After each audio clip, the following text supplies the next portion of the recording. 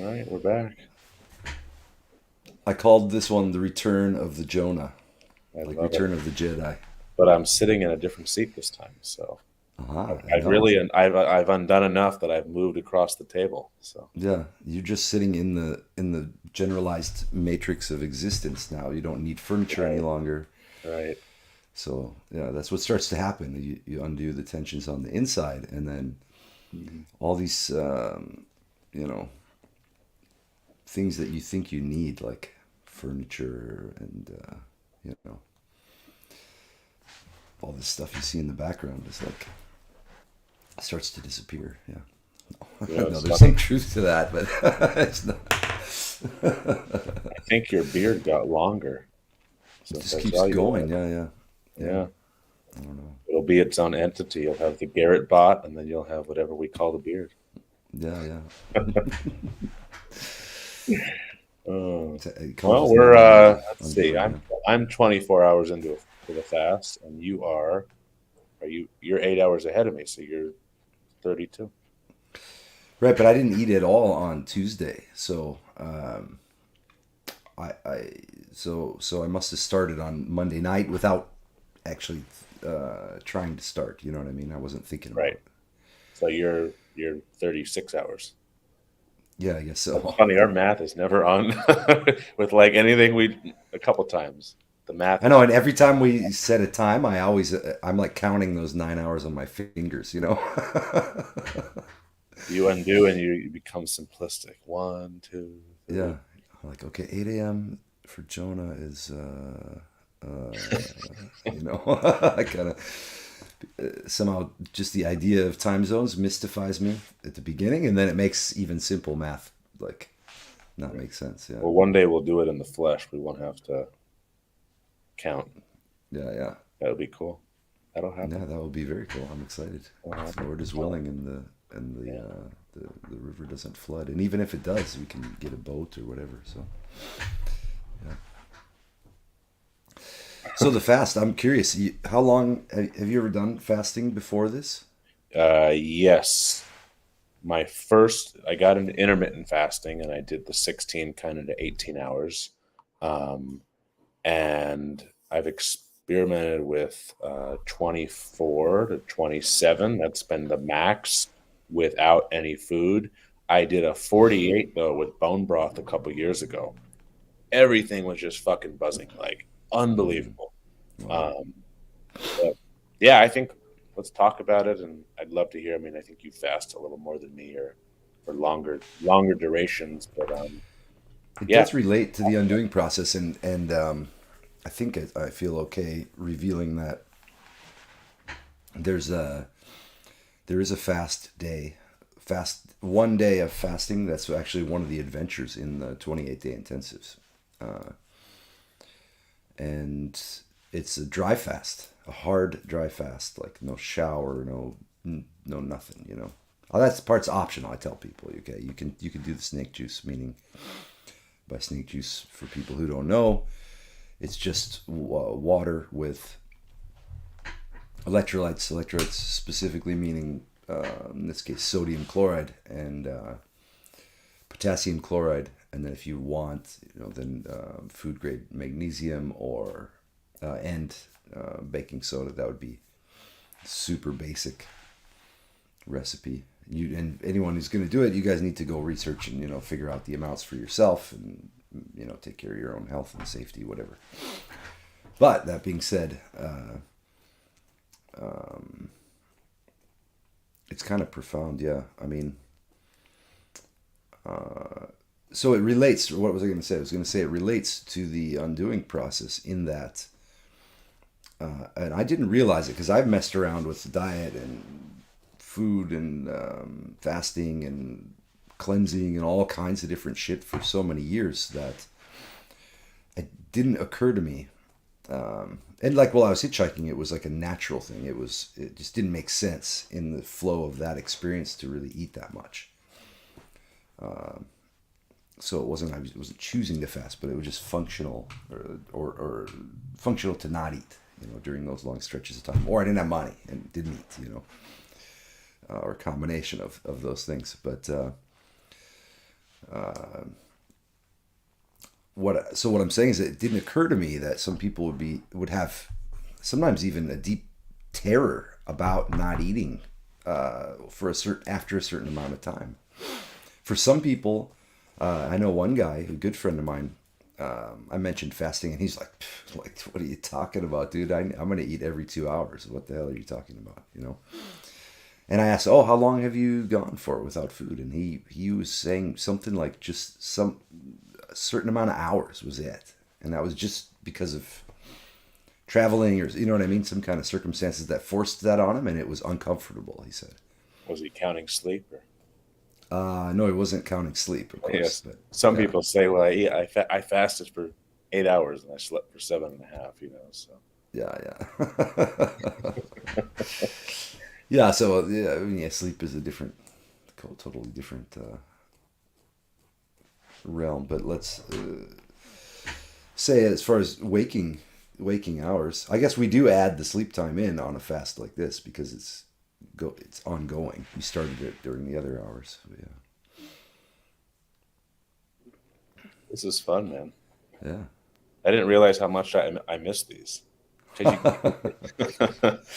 That's awesome. That's it's good to hear. weird. The simple shit in life makes me really happy.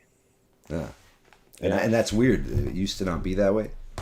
No, I think I used to try to strive for bigger shit, and then you kind of do enough of it, and you're like, well, it's just another, like, the Vikings game, for example. It's just another game. It's just another city. Um, yeah, The Viking. it's just funny, like just the grand experiences in life, like the things you want, and then you get there, and you're like, I've always Oh, the wanted. Vikings game, Minnesota Vikings. Yeah, yeah, I was making something crazy up yeah, in my head. yeah.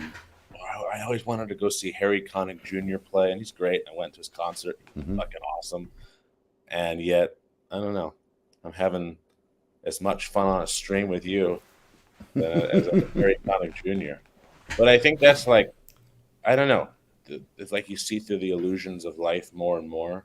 It's not that you don't get caught in shit, but at least for me, it's like I see through the illusions more and more. And it's the simplest shit that makes me happy. It could just be like I'm sitting at a coffee shop, like really looking, and like you see people, or you read a book, or you do silent presence, or like silent prayer. That shit makes me almost happier than the big stuff, you know? Yeah, yeah.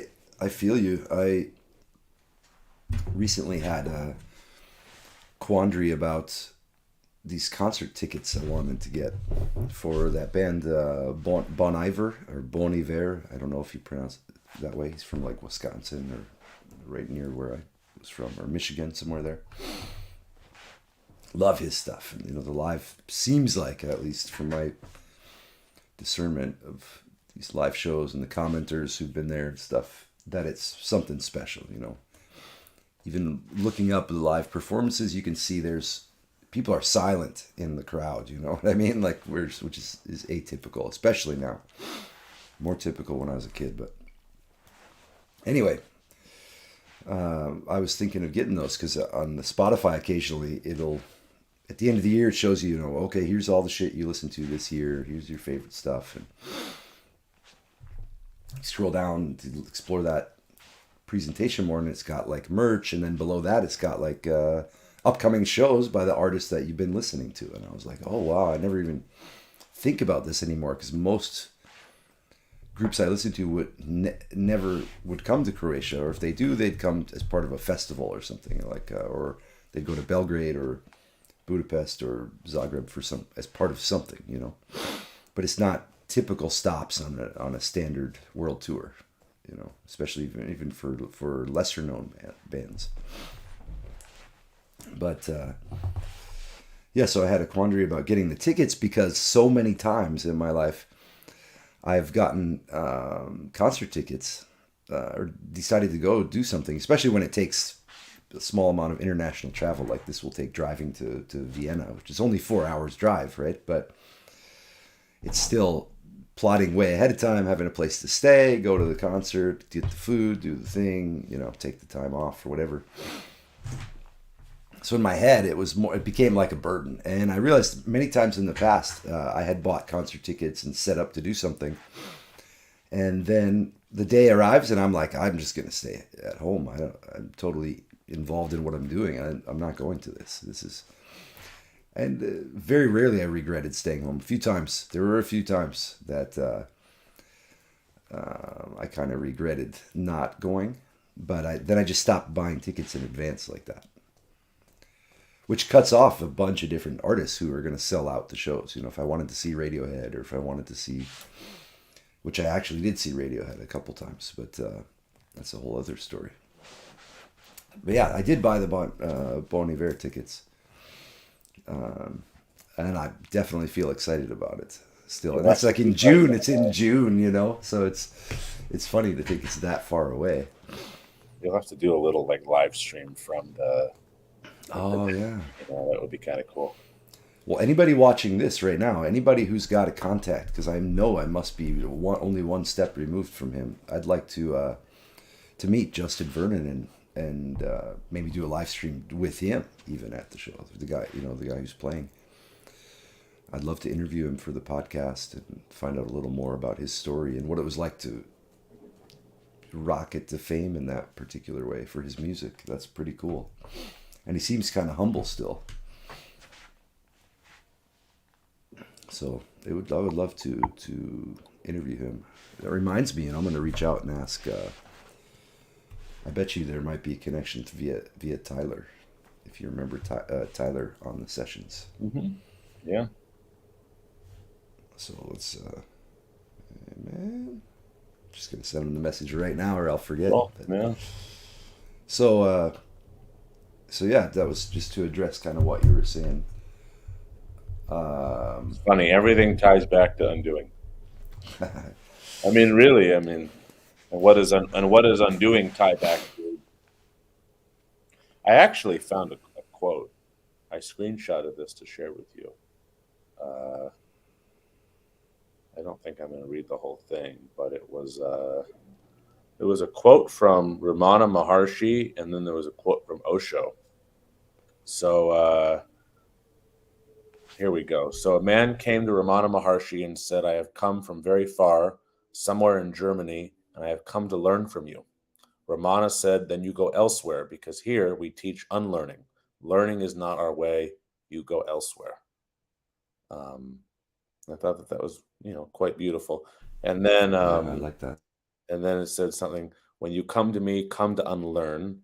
This is a university for unlearning, a university to create no mind, a university where whatsoever you know will be taken away." And I thought that really, you know, that really kind of vibed with a lot of this work. So that second one was Osho. No, that was all. Well, I'll send it to you. I believe Okay. all of that was Ramana, but this is a Uh huh. story that Osho was talking about. So, Oh, okay, okay, okay. I understand now.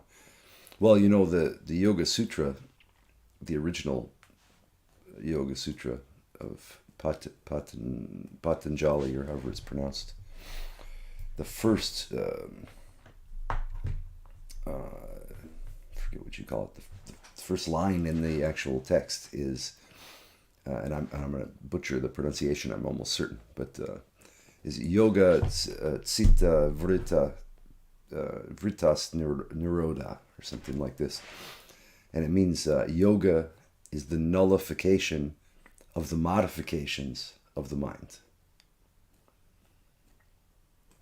So it makes sense that those guys would be speaking from that perspective. I learned that from Norman Allen. He was one of my first. I can't say first teachers, because even in this regard, I had teachers that were more than what they appeared to be. They were masquerading as English teachers in some mhm. elementary or middle school, high school in Minnesota, but they were something different. Yeah, You know what I mean? They showed up for the task, and are still teaching me to this day. mm, that's kind of Particularly the cool. high school ones. Yeah, I've reached I out to them a couple times. Yeah. very evolved beings that like live in the world and you don't really know who they are, you know what I mean? But then if you're open, you get a glimpse of it. Yeah. I always think it's cool because thousands of people pass, and I've met a few people like that. Um, Thousands of people may pass them on a given day, and only one or two people can maybe look in them and say, "Wow, there's something." Like they can really see them for who they are, Yeah. you know. So that reflects back that I think at some level you were open enough to see it. Well, and I felt seen by them in a time that was of my life that was like characterized by some kind of deep transcendental suffering that was so ubiquitous that I didn't even I didn't even know that it was anything besides the norm. Right. Like this is a useful thing to point out that you could be operating on this. We need to have like really cool visual aids or something, but we'll work on that later. You could be operating at some bandwidth that's like all your highs and lows are within these two places, right? I do have a note card here. All your highs and lows are within like here's the baseline, here's the low, here's the high, and then your life's kind of going like this. So down here, all these are like the highs and lows, and it's just kind of operating in there, and that's the full spectrum of your existence, right? But then the reality of what's possible or what's the full spectrum of existence could be like this big, but you only know it in here. So even the happiest or the highest high is bound within that range. And if everyone else around you is bound within that same range of experience, that same tiny diminished range of experience, then how would you know that there's even anything outside of it, except for this nagging sense of like, at least maybe you came across somebody else who was totally relaxed once, you know what I mean? And they were like, oh, why are you guys all so uptight or something, you know what I mean? Some surfer dude or some, you know what I'm saying? Somebody like the Big Lebowski or whatever, where it's like, and then you could still call it an anomaly. Oh, that guy smokes weed. You know, you'll write it off. You'll have a way to not see, to continue not seeing. So then the confirmation bias will just keep you even unable to see the opportunities to step outside of it. And anyone, if I say if you see a radical undoing ad, which I wanted to mention to you, I started watching ads that people are putting up for like all these different techniques related to stress relief, and I thought like we could test some with the undoing in this specific ways that I saw the way these other ads were, but that's another time. So I do an ad to someone who's running in that particular way, and I make claims.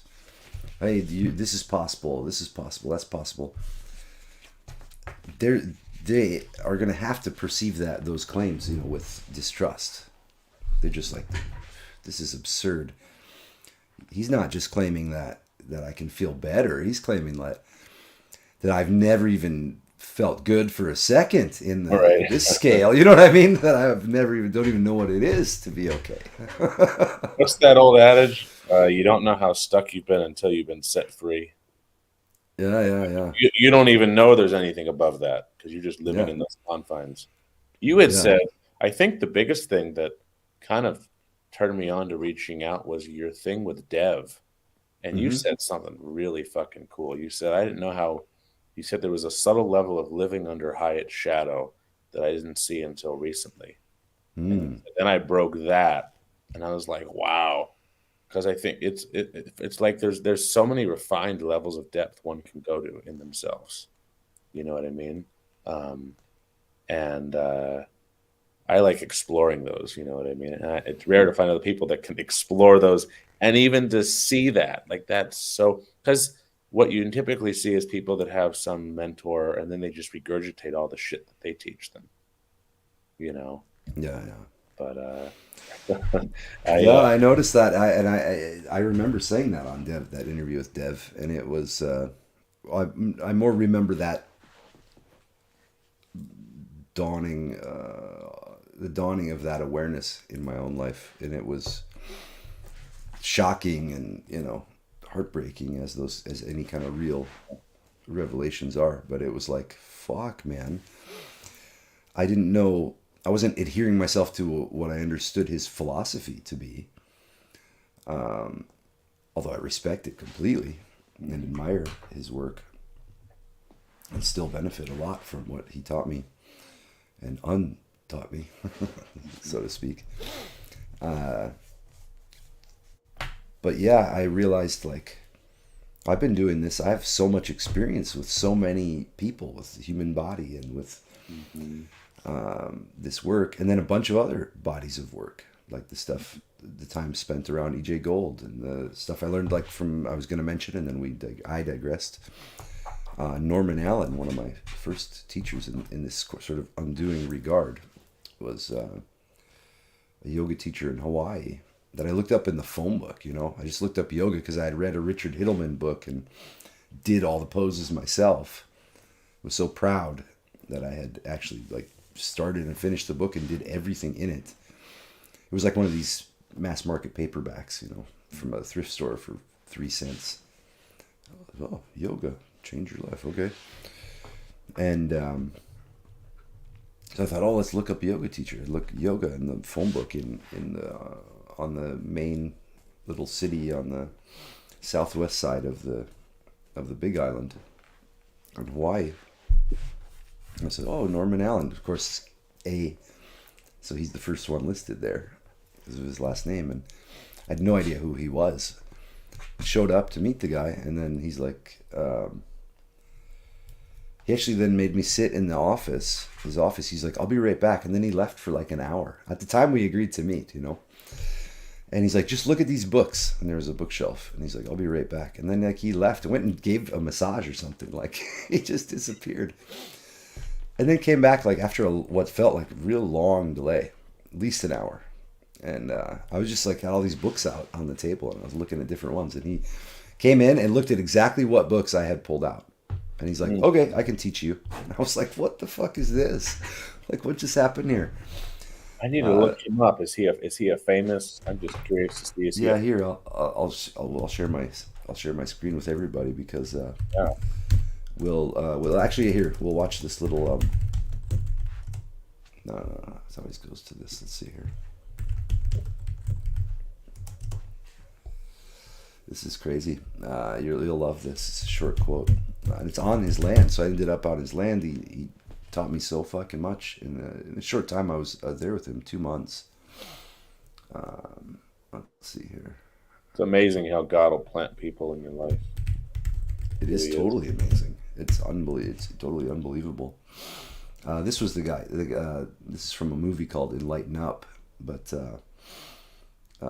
in that movie, they go and meet Norman. So after I had gotten back from Hawaii, that was in 2002, I believe. And I can't remember the time of year it was, but 'Cause this was pre-undoing. yeah, pre-undoing. Yep. But something was obviously yearning inside me for the body stuff. It was that I had done that fucking yoga book without any guidance was insane. So yeah, let's share the screw. Hold on, let me click this. I will say while you're loading that, you can be flexible, but you can still be heavily armored. Totally. I know, yeah. I've worked with yoga teachers now on the undoing, and they've been blown away. They're like, even more so because they perceive themselves as a master of the body, for example, right? Right. Yeah, you could put your foot over your head, but you can still not feel your body. Mm-hmm. Yeah, that's the issue. So here, let's save. Let's close. I'm just trying to close a bunch of shit here. Hmm. Okay, then let's open this. Where are we at? StreamYard. Present. Share screen.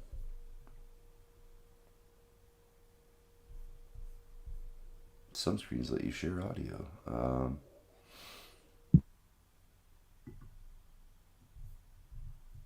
Chrome tab. There we go. Share tab audio. Perfect. This is so cool. All right, so watch this. This is great. Nick Rosen. Nick Rosen. Go ahead. Pleasure to meet you, man. Pleasure to meet you. Wow, you're way out here, huh? Well, you wouldn't. Do you know about nature and things like that, farming and everything? Well, I was born on a farm. These are coffee flowers. Coffee, yeah. But you see, it's all want to make flowers. I'm crazy about coffee. He's barefoot too. You see. Want some organic coffee? I can put that on. Absolutely. I'll put some coffee on. I love this guy. You went into India in search of something Went on that pilgrimage the first time. spiritual. Yours Yeah. was a pilgrimage. Yeah. I'm more like, a lot of people these days doing yoga. I'm sort of, I'm after this. It's like physical and mental fitness. Yeah. But I'm still very much rooted in the material world. When I'm twisting myself into a pretzel in the yoga studio, I'm thinking, What is this going to what the hell is the connection between this and enlightenment? Nothing. Absolutely nothing. So why are we doing it? I don't know. You're doing it. Oh, I love him. Yeah, I don't know why you're doing it. He Great. says. Have you ever? Did you ever get into any of the like the Kriya Yoga, Yogananda stuff at all? Yogananda. You mean like the self-realization Yeah. fellowship and stuff? I visited that foundation in Southern California. We Quite talked beautiful. about that, I think. They actually Yeah. have Jesus is on the mantle with all those great teachers and all that. But it's interesting. So I'm reading this book on Kriya Yoga, and I thought of this because of the yoga where he says you're in a pretzel, and essentially the guy that wrote this book says that the goal of Kriya Yoga is to do whatever your breathing technique or your chanting is, but then you get to that point where your mind is still or you're quiet. And very few people focus on that space. They say, bend like a fucking pretzel and chant for 30 minutes, and then you spend like a minute in silence. And he's like, no, no, no. That silence is golden, and you want to spend as long as you can in there because that's where the magic happens. Very much like silent prayer. But I thought of that because I think at the end of the day, like, that is, in some ways, one of the most healing things. Is like, you do an undoing session, and then you're just, at least for me, I'm just like totally still to my whole body. Mm-hmm. And it's like learning to stay in that space because it grows and like shit happens in that stillness. But yeah, I just thought of that when he was talking about the pretzel, but just like the significance and the importance of that stillness and how we get lost so much more on the bend this way, breathe this way, do 20 breaths, hold this mudra. And it's like, no, just that stillness at the end is the most important part. Mm-hmm. So, how much silent prayer are you doing every day? It surprised me the other day. I woke up yesterday, and I think it was yesterday that I just happened to do an hour. There was a few days where I was just getting up and going and doing other stuff and not doing it, and I noticed how we get kind of spun out in the thoughts, and in my interpretations and thinking about what's going on or whatever, and not accomplishing anything, not like doing any, taking any action on stuff, missing workouts, just different little things that should be simple became challenging or just impossible. Something broke through with I got really sick on my birthday, man. Like, I can still hear it in my voice. I'm coughing up, like, now I'm coughing up stuff from like the last couple of years of smoking, But I got super sick to the point where I was questioning my health, like on a pretty deep level. Maybe I was like hallucinating because of the sickness, but it was like sweaty and waking up at night and a headache and pressure in the face and forehead, and the teeth are hurting, from the sinus pressure and nauseous and I fasted that whole time. And on Thursday evening, I was about to smoke a cigarette, and I was like, suddenly aware, like, and also repeat this, what's called in Orthodoxy the Jesus prayer in my head as often as I can remember it. First given to me by this Serbian guy, Posh, who was on the Made by Jim Bob streams, and we've connected and communicated on Instagram. So he's cradle Orthodox, meaning he grew up in an Orthodox, Eastern Orthodox lifestyle, and with that as a major focus of his family too. So he mentioned to me after I explained the undoing and said, "Well, it's kind of strange. There's a decent number of former clients who went deep with this stuff that ended up specifically going into Eastern Orthodoxy." And I was like, it would have been one thing to see that they all went and found Christ, but specifically Eastern Orthodoxy, they have to go out of their way to find it, Mm-hmm. Now you start to look, it's actually more ubiquitous than it seems. I mean, it's all around. You're going to find a church if you want to find one. But I was kind of blown away. I didn't know anything besides an intellectual understanding of the history of the split between the East and West, Catholicism and Orthodoxy, whatever. I studied it, but I never.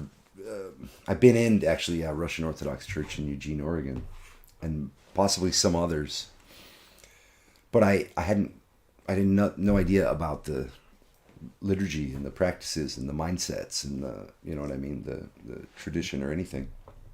And so in that discussion, he had mentioned to me, I said, well, how is it you think that people coming for breath and body work that breaks apart chronic tensions and undoes the knots in the mind, the lies in the mind? Because if your worldview's, for example, if you have an incoherent worldview that doesn't account for metaphysics, morality, so you have to account for the existence of the mind, which is non-physical, and something more than just an emergent property of the brain. It's not just electrical firings, right? I mean, that's so reductionist and so untrue.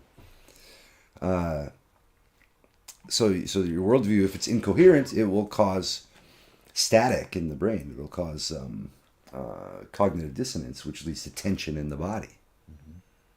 There has to be tension in the body if there's incoherent worldviews in the mind. So we were discussing this, and that when people come for undoing, they come to overcome, when they break apart the chronic tensions, it undoes those knots in the mind. But it also will undo incoherent worldviews then. And you'll be exposed to the incoherencies and the assumptions that you've left unquestioned. So then when you become exposed to that, then it sort of ignites a desire to discover what is a coherent worldview. And at that point, then those people found orthodoxy, which is so fascinating to me. So in that regard, he then shared with me this Jesus prayer, which is so simple. It's, Lord Jesus Christ, have mercy on me. And that you would repeat it with the mouth as often as you possibly can, because when the nous, meaning the mind, is loosely, meaning the mind, is tired or unaware, the repeating of it with the physical mouth will then remind it over and over and over again. And then when the physical body is tired, ideally it starts to ignite on its own on the inside. Even on an inhale, Lord Jesus Christ. On the exhale, have mercy on me. And then over time that it will start to come to life. So he gave that to me. He kind of pointed me in that direction as, here, explore this. And so I explored some of that, and tying it back to Thursday, I got super sick. And then, of course, I'm feeling so ill, and I reached for a cigarette, and I was like, I might like literally be, this might be the difference between me living and dying if I actually smoked this one. Like it felt that bad, Mm-hmm. What am I doing here? What is going on? And I had the Jesus prayer. I had, Lord Jesus Christ, have mercy on me, man. Give me some help here. Give me some guidance. I don't want to do this, but I'm reaching for it. And suddenly I just didn't have a need for it anymore. It was just like, okay, that's there. And I'm gonna put it now in the closet instead. Like so I'm not staring at it. And go bring the ashtray somewhere else and get this out of my fucking face. And then I sat there, and then there maybe was one more craving that night, like only one. I was so sick, hard to breathe and everything. But then when that craving came, suddenly that Jesus prayer also appeared of its own accord inside my head, and it was like, huh. It kind of just the craving and that just like canceled each other out. And I was kind of surprised. And then the next day, there was no desire, no cravings whatsoever. There was only the desire to just feel okay. I was so fucked up. So then all of Friday was totally messed up, totally sick, repeating that Jesus prayer in my head and sitting for silent prayer, silent presence, as long as I could. There was really nothing else to do.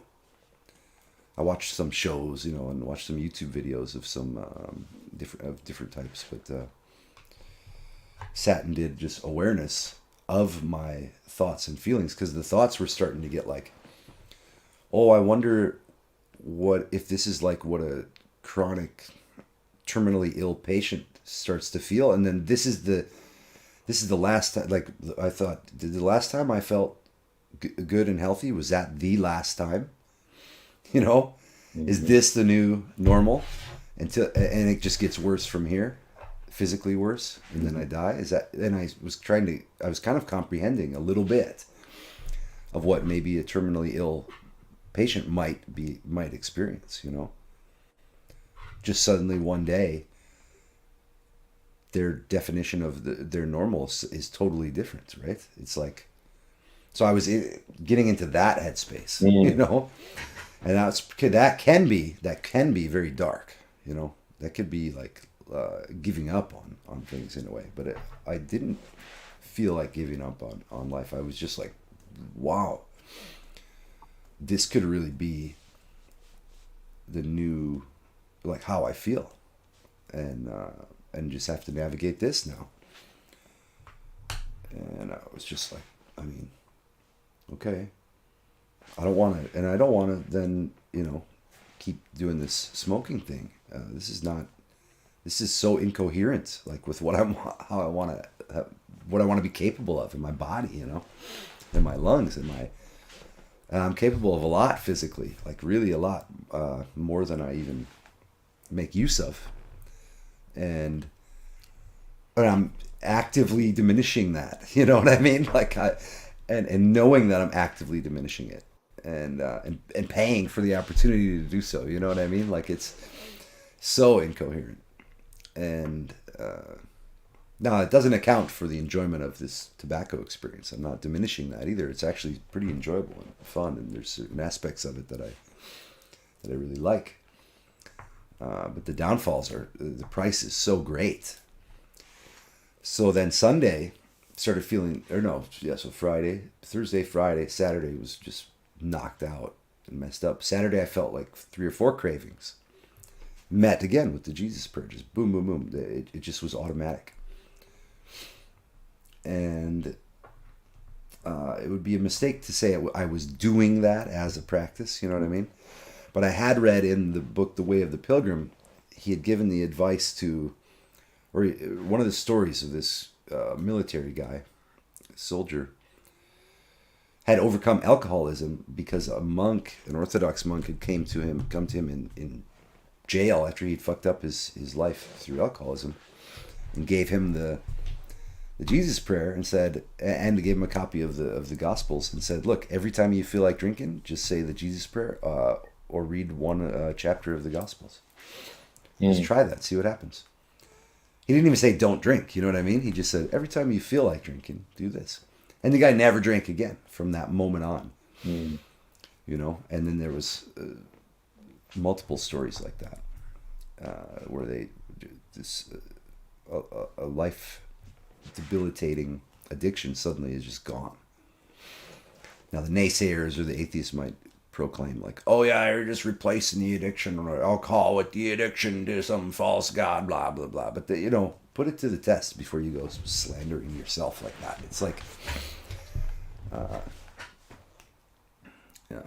Would you this just keeps coming to my head, but silent prayer, but start with maybe a minute of silently repeating that and You then mean go right on. now, or Sure, yeah. That just kept coming into my head like a cool little. And if you got more to the story, we can keep going. But that just popped. That as you were talking the whole time, it just kept popping in my head as something to play with.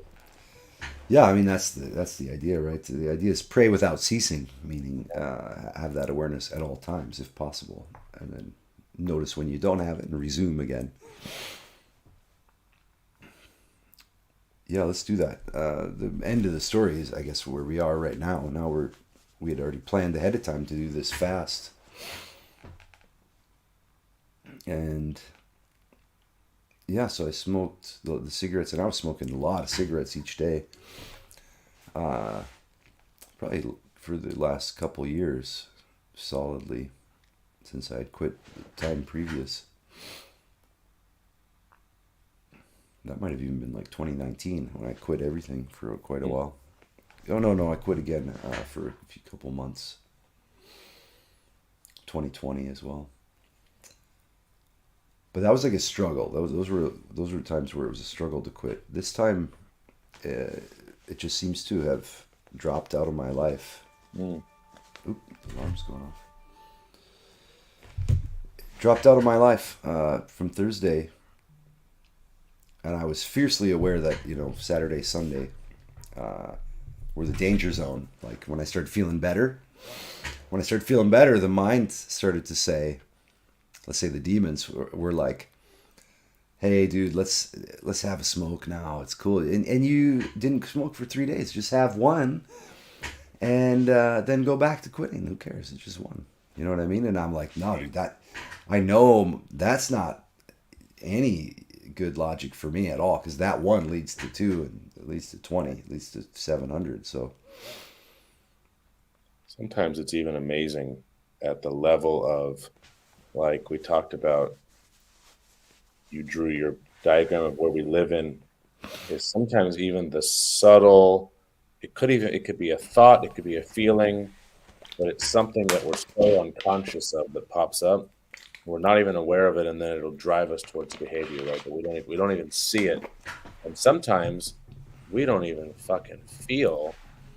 What at least what I've realized sometimes with some of the addictive behaviors or things that'll pop up is I don't even have. It's not like I can say, "Oh, this is the trigger that causes me to do it." It's you feel completely fine, but underneath that numbness, so to speak, is something. That's at least been my experience. Um, and it's learning to not follow it, but then I think it's also learning to figure out what it's learning to inquire into that. Because that is at least for me, in my eyes, that is the definition of unconsciousness. We don't see it, right? right, the chain reaction that leads you to do a compulsive behavior that you don't want to do, or that, Right. yeah, basically that you don't want to do. It doesn't have your best interests in mind. Yeah, yeah, Did you eat before the you ate Monday, right? yeah. I just don't remember what. It's funny. Monday feels like a long time ago, and that was yesterday. Feels like a Oh long shit! time ago. I Or ate yesterday for me and 2 days ago for you. on Sunday. I went to my lady's mom's house for a nice Christmas meal, and it was like some duck and chicken, and the duck was amazing. Some soup and some good times, and great meal for breaking the fast and breaking the sickness.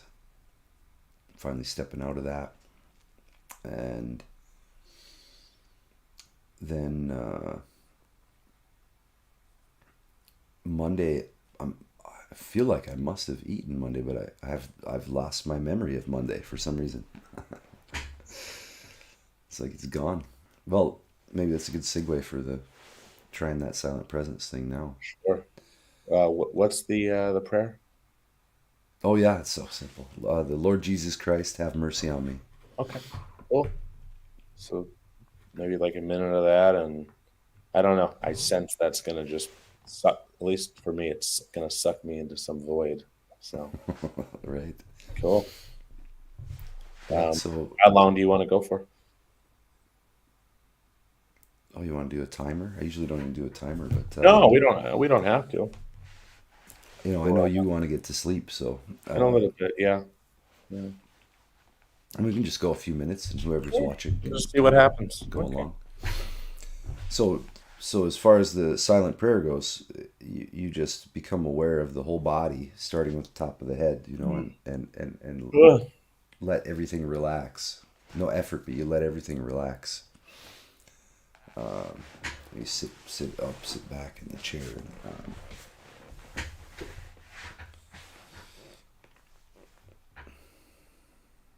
and then you observe the whole body, observe the breathing, uh, deepen the soul of the belly. Let the eyes relax, let the hands relax, the feet, all that stuff. And then you notice the head, the forehead, and the thoughts and the coming and going. And you just watch them like a movie. Don't engage them, don't parse them out into good or bad, or don't judge them. Don't have opinions about them, don't hold on to them. Just notice them. And then you let them go, just over and over, let them go. So that's the whole thing. So when we're quiet, that's what you can do. And if the thought arises, oh, I'm not doing this right, just notice that. If you're overwhelmed in thoughts, just notice that. So you just keep watching like a movie. You put yourself in the perspective of the observer. Then you can't go wrong.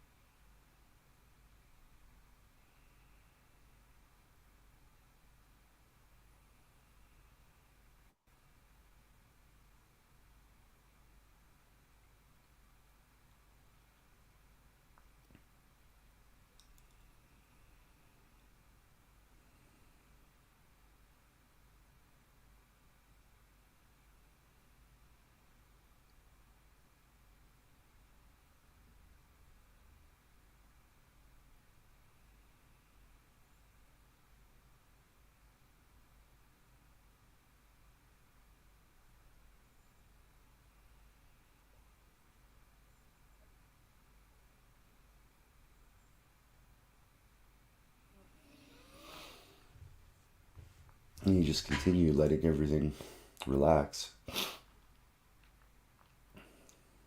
Be aware of the body, the breathing, the sounds around you, or the silence.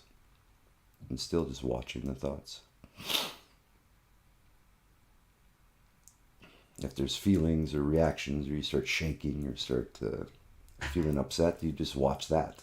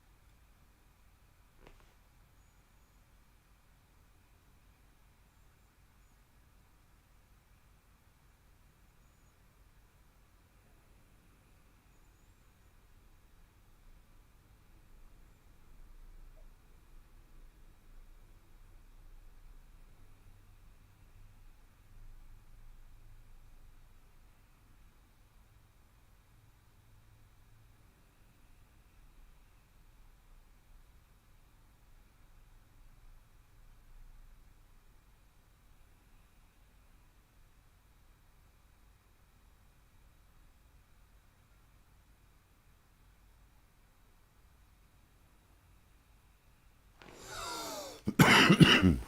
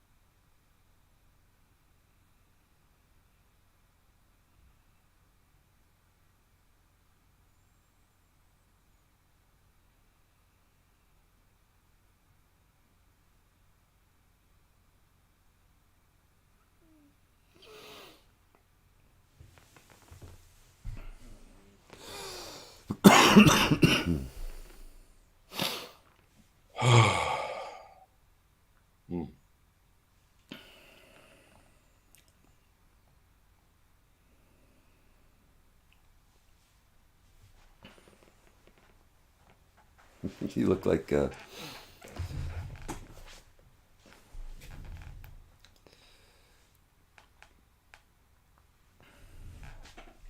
pregnant with some kind of awareness. What was that last bit there? Whoa. Just very still. Yeah. Yeah, there's like a very deep awareness of the body and a deep awareness of awareness. And it felt quite angelic. Like sometimes I'll get little visions of things, and like I repeated the prayer for about a minute and then I just let it go. But then I could feel this energy moving through my body. And um, yeah, it was very beautiful. Yeah. What was your experience like? I'm still struggling with the breathing slightly, I noticed, but so that came in a little bit like, oh, breathing, okay. And then the prayer, I've somehow become accustomed to the coupling it with the inhale and exhale. Like I mentioned, inhale, Lord Jesus Christ, exhale, have mercy on me. So that was happening.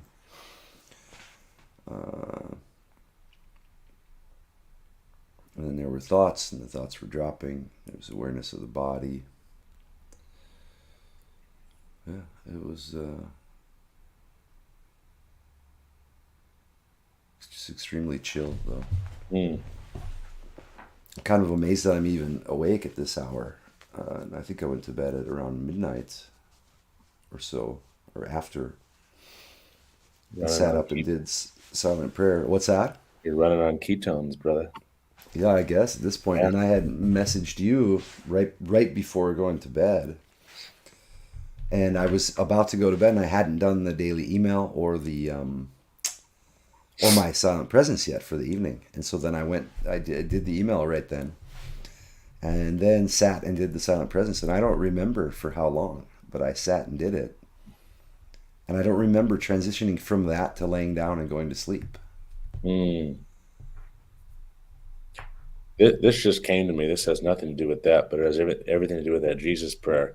Have you ever I focused like on that transition. That was great, man. no. Have you ever focused on your heart and then your crown? Well, it's interesting you mentioned that. In the tradition of hesychasm, which is where these monks, it's a monastic tradition in Orthodoxy, as I understand it so far. Mm-hmm. And apparently in the Philokalia, which is the lives of the saints, and collected lives of the saints and their sayings and their guidance, are directing people how to pray, and specifically how to do this Jesus prayer, but how to move it into your, so the nous has to apprehend it, and then how to move it into your physical heart. There's like direct instructions that they give on this, so that with each beat of the heart, that the heart is beating the prayer itself. Mm. And the descriptions were that I read so far were in depth, like not just speculation, but precise instruction of that. So it's delightful that you mentioned it in that regard, and the way you said it says doesn't have anything to do with what you're saying, but this has everything to do with that Jesus prayer. I love it. So what prompted that? Like, how do you what do you mean? So, well, it's funny. Sometimes the intuition's like really there, and other times I'm blind as a bat. Oh, me too, man. Most of the But time. there's one of my favorite meditations I've ever done. You invoke to whoever you want, and then you bless the earth through your heart, and then through your crown, and then both. But you're using the prayer of Saint Francis, and just very universal prayer. But one of the things that I've read in a lot of these spiritual scriptures is your crown will open a lot wider if you generate some form of love through your heart. So what just came to me as you were talking was aiming, Lord Jesus Christ, have mercy on me. And you fired at the heart first, and then the crown. And then I just Mm-hmm. felt something, and I was like, oh my God, that sounds like something cool to play with. You know what I mean? Mm-hmm. Uh, or starting with like generating a love like in the heart towards Christ, and then have mercy on me through the crown. I don't know. That just because Yeah, like yeah. if you see a lot of pictures, like they'll point the great saints or Christ will point towards the heart, and there's a halo over the crown. Like they're Mm-hmm. activating love to generate that universal love. Yeah, yeah. Then the icons in the church that I go to here, every single one of the saints and the apostles and everything they all have that halo, that crown. Let's take a look at that, Craig. Yeah, If you yeah. let me bring something up on the screen. If Sure. there's oh, I maybe even have my own photo of it. Let me first get it, and then see where I could find this.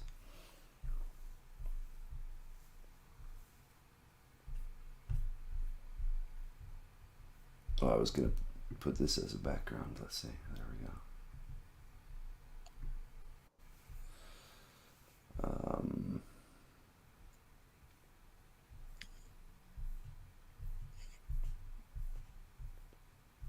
Scroll back a little bit. Yeah, but they have the halo. Let me see if I can find this here. And these streams are so much fun. I know, I agree. I just think they're great. I don't know. They're just to me, they're fun, man.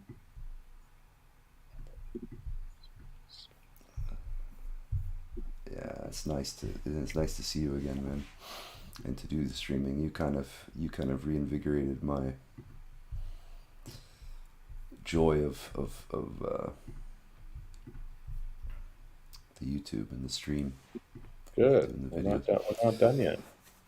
So this is the photo. We're just beginning, I think. Again, if the Lord is willing. But yeah, so here's the.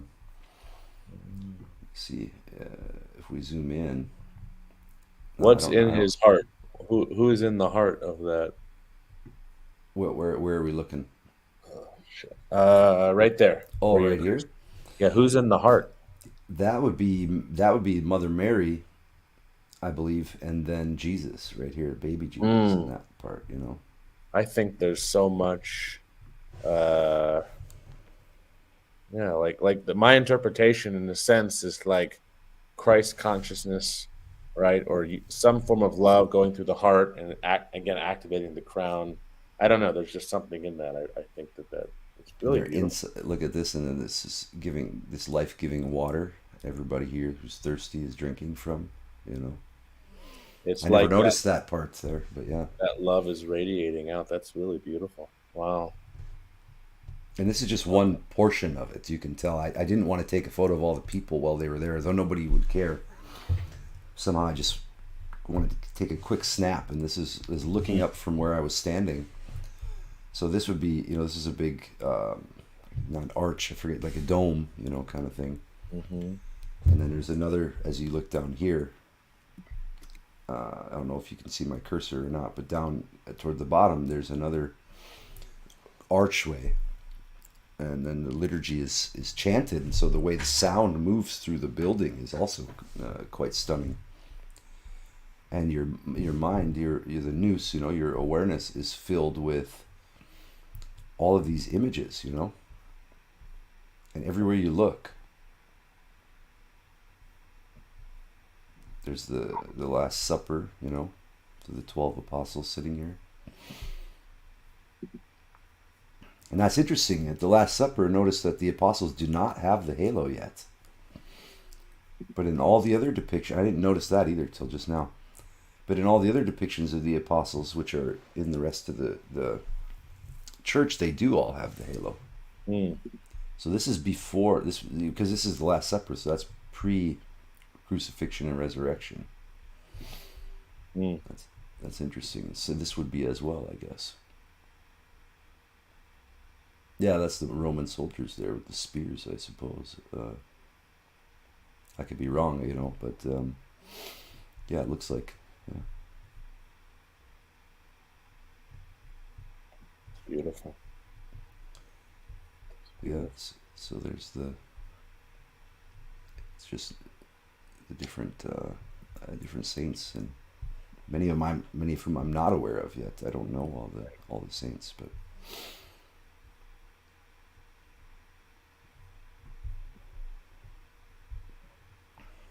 Beautiful. and as far as I understand, those halos are not meant as metaphor, but that they were a depiction of a direct experience.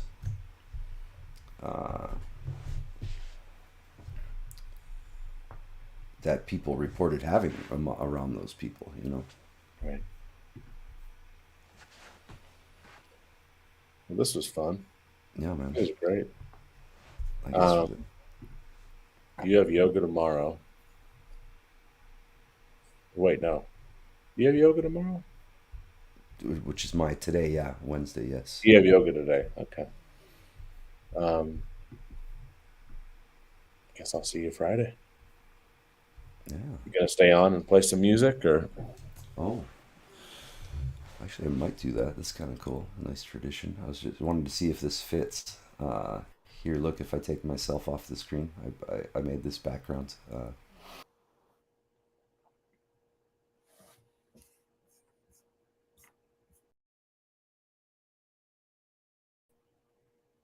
Did you see it? yeah, that's cool. It's from. It's kind of fun. Have that in the background. Yeah.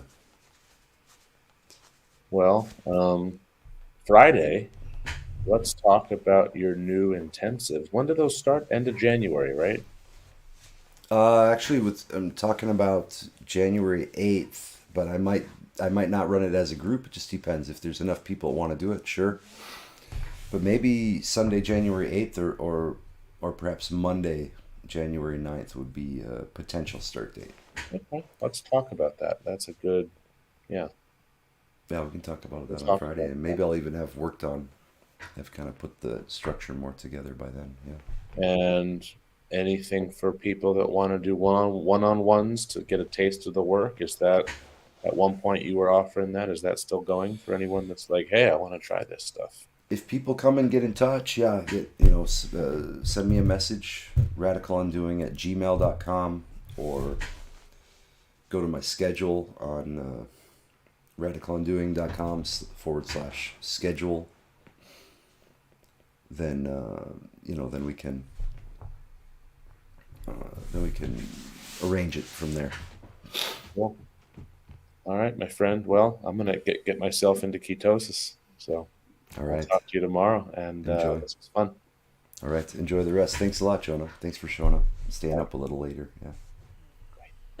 Cheers.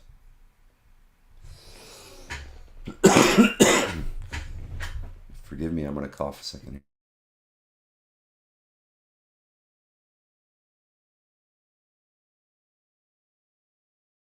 Ah, really feels like the illness is starting to purge All the tobacco abuse I subjected my lungs to.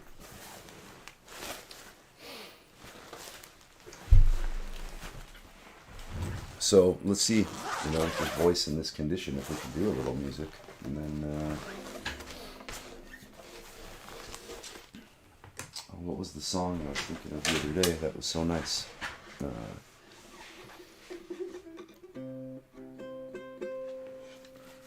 Let's see, so I can now hear.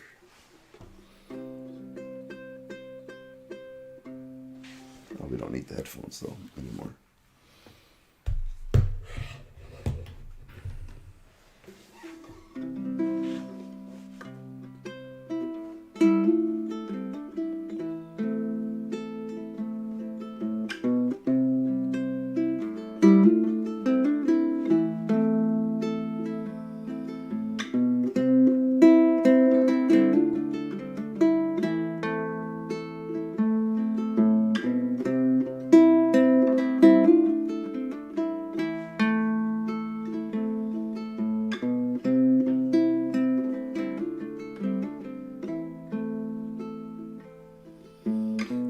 Off love.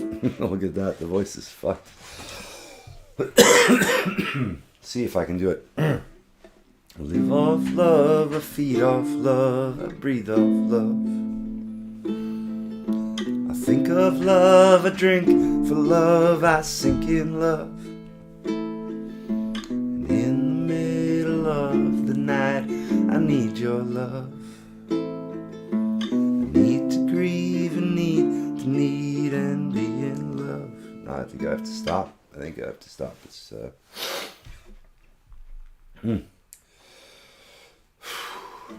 least in that key. Let's see if there's anything I can do.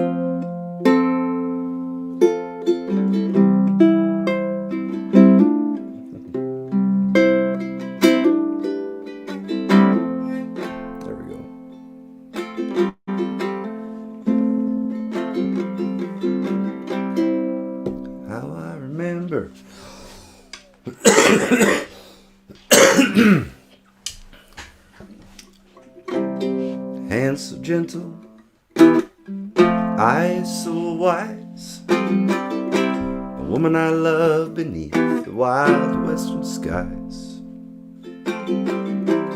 Way out in Duck Valley, where the high winds fly, a woman I touched and was taken. Somewhere a wild horse awakens. No, I'm not doing it any justice. I tried, you guys. I could play for a while, but not sing right now, sadly. Give it time. I'm trying to push it with the voice, but gotta let this cough, this illness pass first. So, that's it for me. Thanks for coming by. Thanks for checking it out. Thanks for being here on the stream, or if you're watching later. And I am going to go over and out. As Jonah mentioned, we're going to do the Radical Undoing intensives, the all-new intensives, starting most likely January 9th, Monday, January 9th. Send me an email, get on my schedule if you want to be a part of it. radicalundoing@gmail.com and or radicalundoing.com/schedule. Enjoy.